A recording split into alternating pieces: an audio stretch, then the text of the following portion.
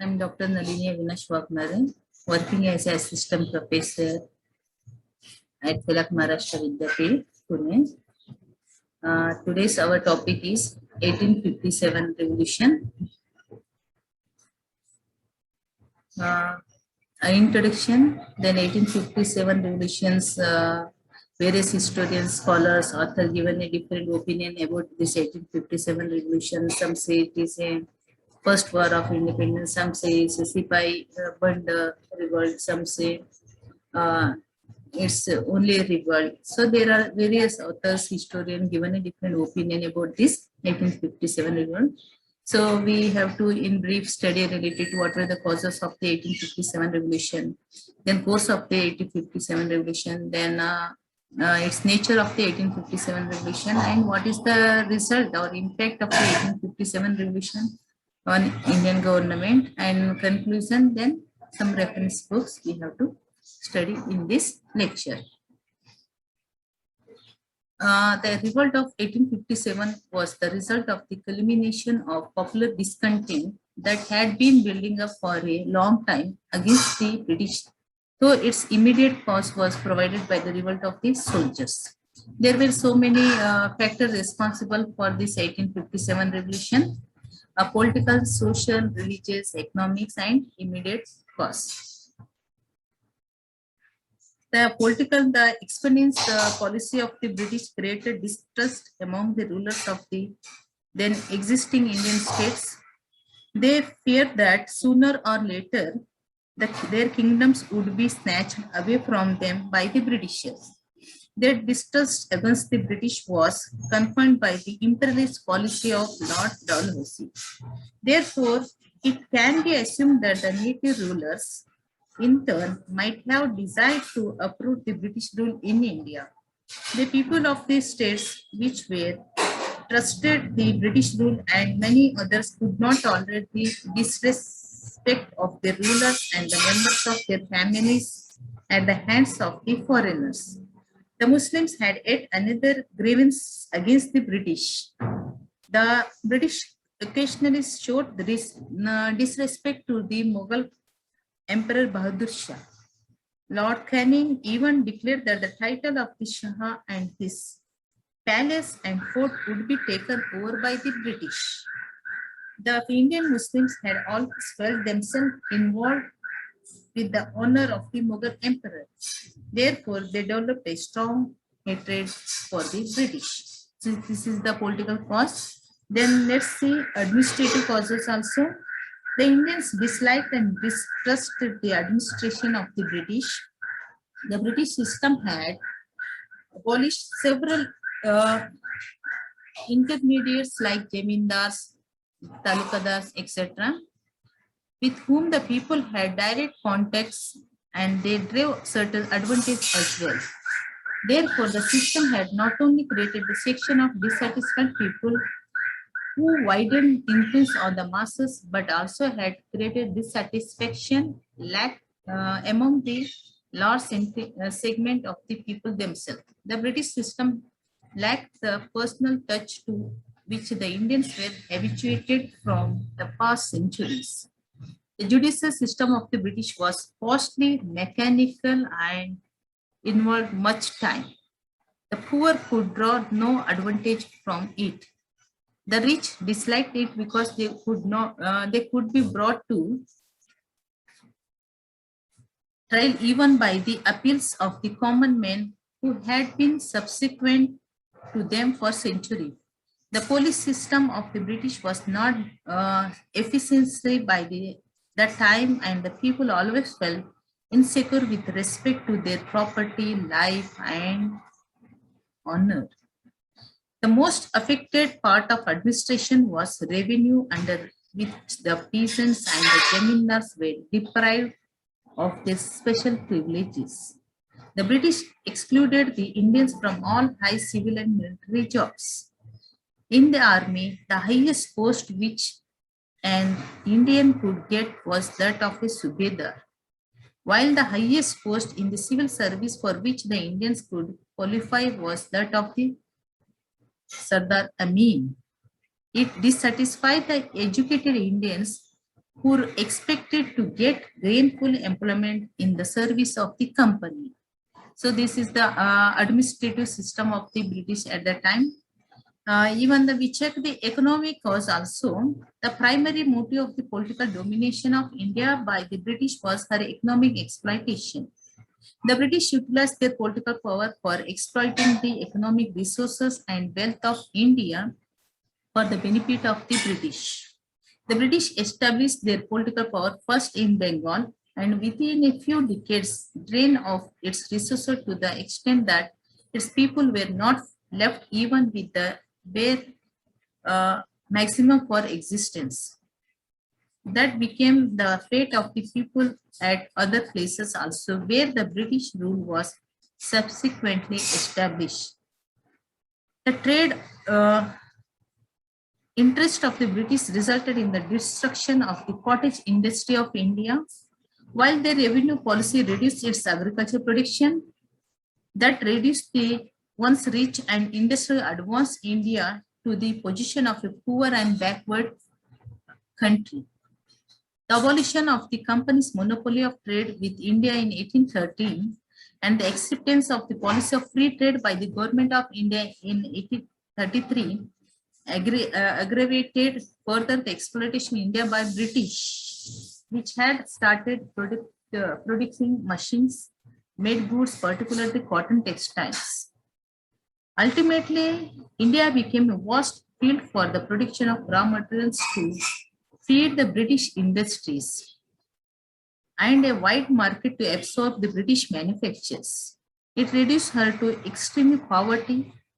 Poverty in India remained limited not only to particular section of the society. It developed,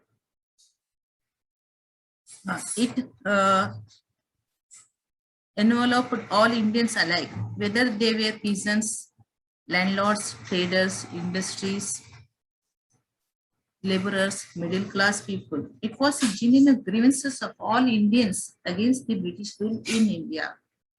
While compared to social and religious, the British regarded the Indians as belonging to an inferior race. They therefore looked down upon them socially. Incidents were quite common when the British disrespected the Indians in public places, dishonored their women, and engaged in making physical assaults on them, sometimes culminating in death. The Indians in most of cases failed to get justice from the British judges against these atrocities perpetrated on their countrymen. The racial arrogance of the British went on increasing within the increase of their political power in India. It certainly antagonized the Indians. Another reason, serious cause of discontentment among all the classes of Indians was that they became apprehensive of the intentions of the British concerning their religion. They feared that the English were attempting to convert them all to Christianity. Certainly, certain measures of the English, particularly the activities of Christian missionaries, provided grounds for their appearances. So here the most of the Britishers that time converted the poor, untouchables, women into Christianity. It is also one more reasons. They also offer them allotment of money, jobs, honor for accepting those who accepted the Christianity. That's why who are in India now, they think that why not we fight against the Britishers to save our religion, our state also. Then many military causes also there, we study in detail.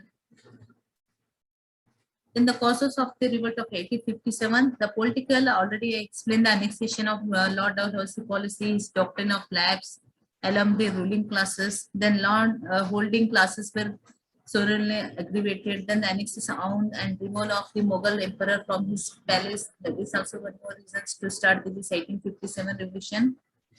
Then the social causes, the spread of English education, social reforms like introduced by the ban of sati, widow remarriage.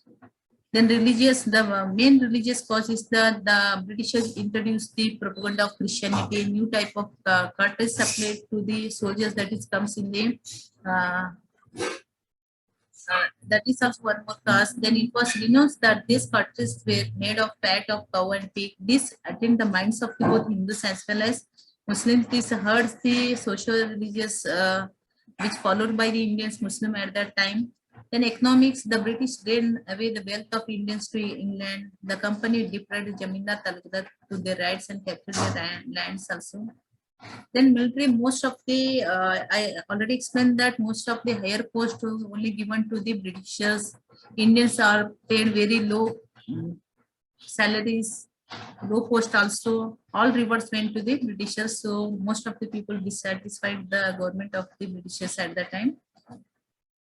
Then the fear of native rulers that the state would be taken over by the English, that is also one more reasons. And the Britishers judiciary system, administrative system, even economic, other policies not liked by the Indian cities, also one more reason.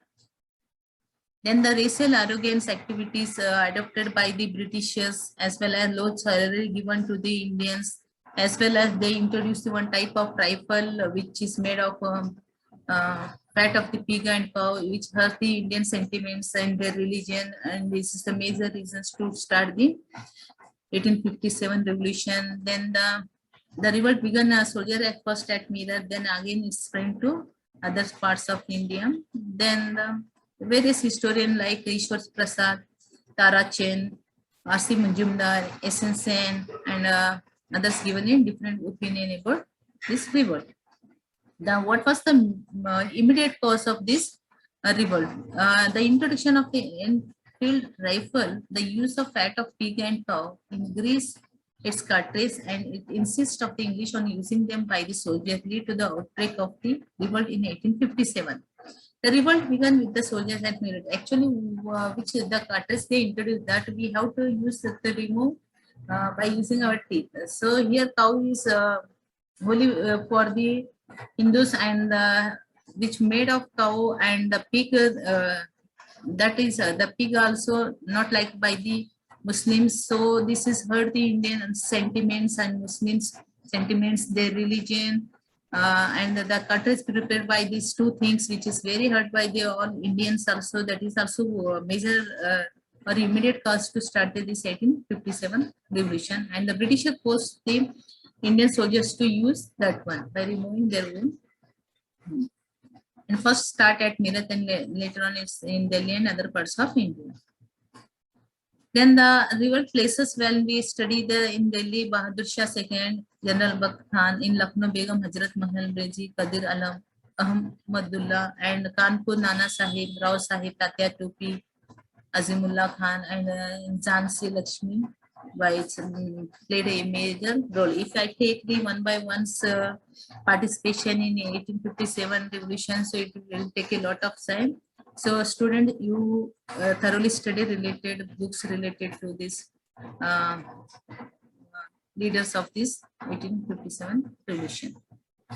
This is the one photo I only mentioned here. Then the nature of the revolt. What was the nature of the this 1857 revolt? The historians are given various definition. Mutiny was the first war of independence, Savarkar in his book mentioned. Then Ashok Mehta in his book mentioned that 1857, the Great Rebellion. Then other authors also, General Sir James and V. Taylor mentioned that the Hindu-Muslim conflict to overthrow the British rule, but they have not mentioned that there is no evidence of that one also. Neither only a national war of independence nor merely military revolt. R.C. Majumdar, S.N. Sen, given a different opinion about this 1857 revolt.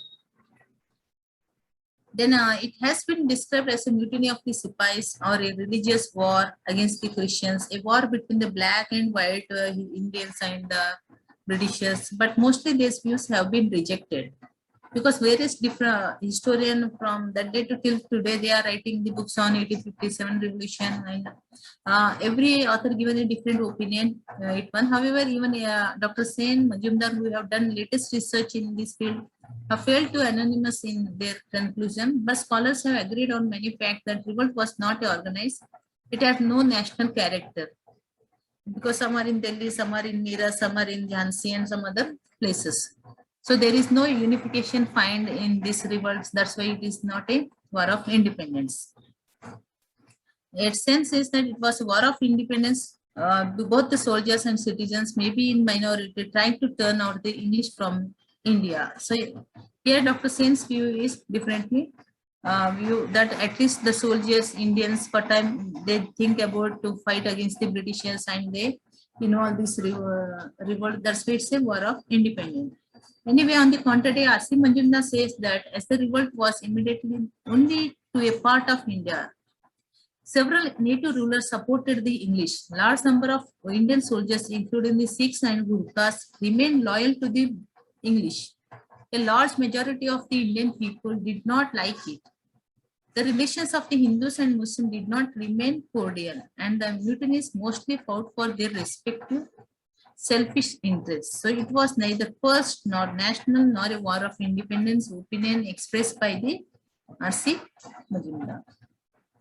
So this is the map where the revolt, the Meerut, Delhi, Bareilly, Lucknow, Jhansi, Kanpur, Allahabad, some place of Satara also. So this is the some place only it shows, and it's not show the southern parts of India. So that's why historian given it various views on it.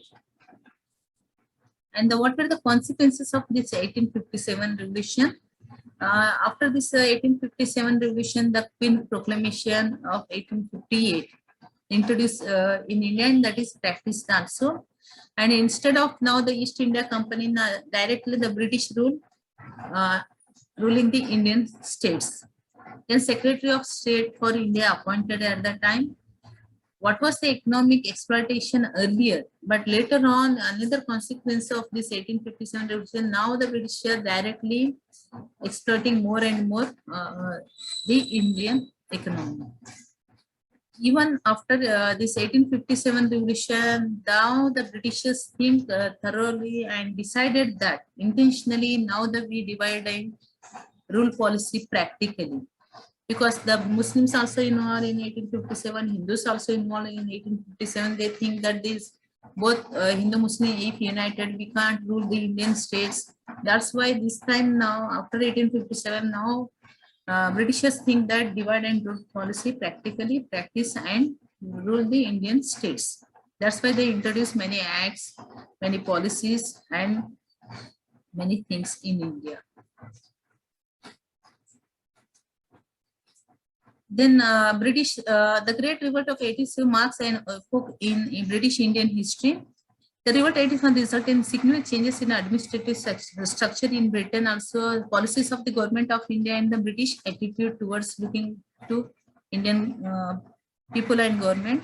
Now the British Crown took over the administration of India from the hands of the company. Now companies, no authorities, everything in the hands of the British government. The Court of Directors was replaced by the Indian Council headed by the Secretary of State for India. He has to look after the affairs of the Indian states. Now the policy of territorial extension was abandoned by the British, and the native rulers were assured for the safety of their states, honors, rights, including the right to adopt their heirs.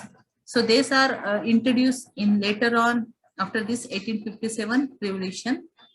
The theory of one charge was propounded and implemented. The number of British soldiers was increased in the army, while in the case of the Indian soldiers, the policy of counterpoise of natives against natives was pursued. The monopoly of higher service by the Englishmen was kept intact. The racial attitude of the English became more arrogant and better later on. The policy of social and the education reforms were abandoned, and on the contrary, orthodox religious superstitions, caste system, communal, regional differences were encouraged. Because Indians only fight among themselves and the British rule the Indian states. So for that purpose, later on, after 1857, more and more things became harder than easier one. Indians were exploited further economically because henceforth, instead of a company, the economic interest of the entire British nation were to be safeguarded at the cost of the Indian. Then what were the results of this 1857 revolution? Again, the same points are repeated here. Then why this 1857 revolution, while we find the first war of independence or Sipai Danga or Sipai mutiny, or the revolution, revolt, or war of independence. Although its success some extent in some parts of India, first time they are against the Britishers, then why it is failure? Let's see. The mutineers enjoyed the advantage having the support of large majority of Indian soldiers and of capturing Delhi in every very beginning, yet they failed because of several reasons. The area of revolt remained limited. That is northern part of India, what we find in the map. It is the one reason. That's why it's failure, not its east, west, and southern part. That's why it's a failure one. Then gradually the number of British soldiers were increased. Now the British appointed more and more soldiers in there. Then the British had better arms, including artillery. When we compare to this mutiny, British used the modern techniques, modern artillery, modern weapon. When the Indians, they have no weapons and other things. That's why it's a failure. And the telegraphy proved very much useful for the British, because whenever this mutiny took place, one place to other places, the telegraphically they are informed in their soldiers, army persons, where we compare to, we are not that much superior one. That's why it's a failure one. Then the educated Indians, even the many native rulers support the English. Only northern parts of the mutiny took place. The other rulers not taken steps and fight against the Britishers. They are aloof. That's why it's one reason that mutiny was failure one, and the Britishers win that mutiny. Well, educated Indians did not support the rebels. They think that first of all they do social political reform, then only they take participation in the mutiny, overthrow the Britishers. This is also one more reason, that's the failure of the 1857 revolution. And lack of planned efforts. Some were taken in the other parts and some taken other parts, and there is no communication and absence of central organization, because North, Jhansi and other places. So everyone interested to their own safety, their own state and places. It is one more reason to fail, or even military skill, discipline among the rebels made them weaker as compared to English people. It's one more reason to failure of this mutiny. Absence of capable leader was primarily cause of failure of revolt. There is no, we only find Jhansi, Mangal Pandya, Tatya Tope, and only few leaders, not other good leaders. That is why it's a failure of this mutiny. Lack of inspiring ideal among the rebels was one of the cause of the failure of the rebels. So this is also one more reason. The spirit of nationalism, determined leadership, diplomatic skill, better communication, better espionage, network of English were also largely responsible for the defeat of the rebels. Where we failed these things and the British followed those things, and that's why the mutiny was succeed in their states. This is also one more reason we find in their success, and the Indians are failure there.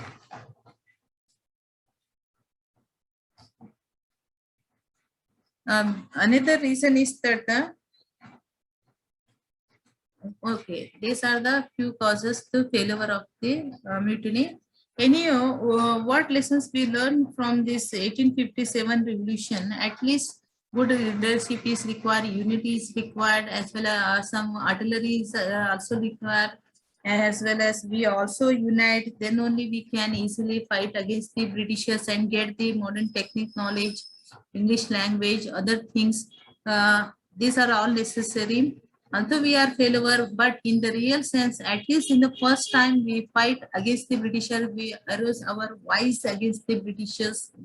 And this is the inspiration to start the further national movement. So this is the one lesson where we are failed in this 1857 revolution, but we learned that in further mass movement is required, unity is required, good language knowledge also required, as well as understand the political philosophy of Britishers. Those we also learn in further, and later on we step by step improved, and later on we get the independence. But it took a lot of time, but this mutiny given a one lessons to us. We also able to fight against the Britishers. So here this is the background of our national movement. Later on we study national movement detail in our further lectures. So thank you very much for listening this lecture. Thank you for